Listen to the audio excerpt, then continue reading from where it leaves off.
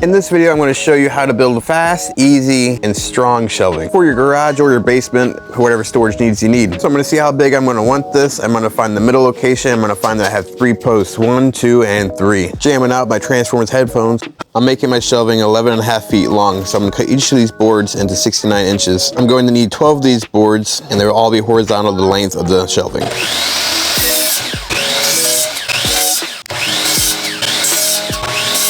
And yes, I know I only cut 6. I'm gonna cut the other 6 in a little bit. But first I'm gonna determine how high I want each of these shelves to be. Me personally, I have a big cooler and big stuff, so I wanted at least 20 inches to 22 inches in between every level. After marking all my level lines, I'm ready to put my first board up, make sure that it's nice and level. It doesn't hurt to look to the crown of the board and see which way that it's going. You want the crown up, which is if you look down the board, you're gonna see that it's like bent one way or the other, but you want that crown up. That way, if it ever does sag over time, it's just gonna be flat and level. Also, you have them all facing the same way. It keeps all your boards and stuff from twisting. And I want this to be super strong, so I'm going with GRK number 9 2.5 inch screws that are rated for 876 pound force. And I'm putting 2 of these in each vertical stud to make sure these things don't go nowhere. I'm gonna finish up this side. I'm gonna go over to the other side. It's basically the exact same thing. Just repeat all the same studs.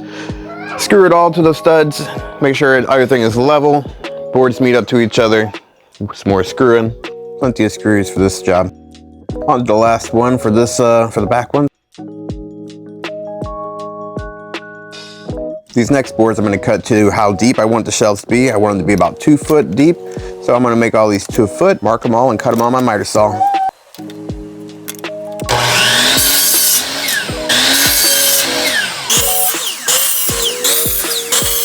Next is pocket holes with my Kreg jig.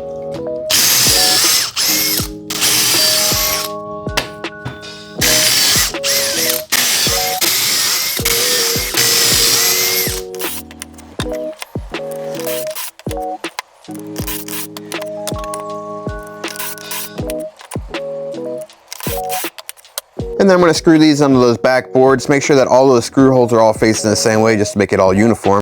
Mark some lines where I want each of these supports. I cut all these supports from the scraps from the longer boards that I already used, and I need some more, so I'm going to go ahead and cut some more up. And then run this whole pile through the Kreg jig. And if you can tell or not, there's a lot of holes to be drilled in this one. And these pocket holes are always super strong. And then you don't need to toenail your boards, and then you got all your boards splitting on accident. And then I'm going to go back to fasten all these supports back up again.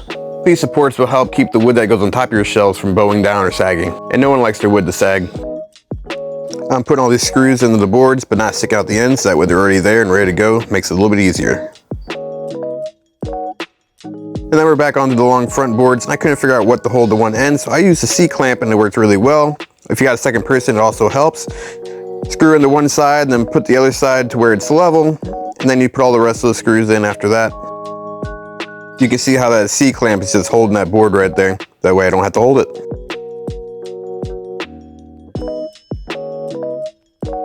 And then I'm going to go back and screw in all the supports into that front face board and back on the other side again. And apparently I forgot to move my camera to the right just a little bit because that would have helped. Now I'm going to start adding my posts, one in the middle and one on each end, making sure all the boards and everything are all level. Next I'll be cutting the tops of the shelves using my circular saw. I'm going to measure the 2 foot mark and draw a line across it. I'm going to adjust my blade depth, that way I don't cut through the bottom plywood or anything else underneath it. Then I'm going to cut right along that line, and I'm going to pick that shelf up, I'm going to put up here on top. And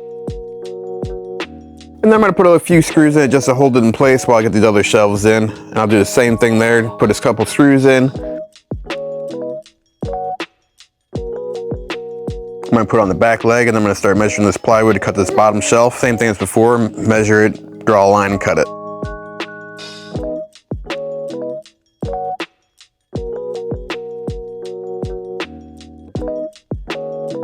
And I don't know if you noticed that I mismeasured. My shelves ended up being 2 feet and 3 inches long, which half of a sheet of plywood is 2 feet, and well, I couldn't use 2 halves because I was over 2 feet. But on the bright side, my shelves are a little bit deeper than I wanted, and that's okay. It means my giant ass cooler would actually fit up there.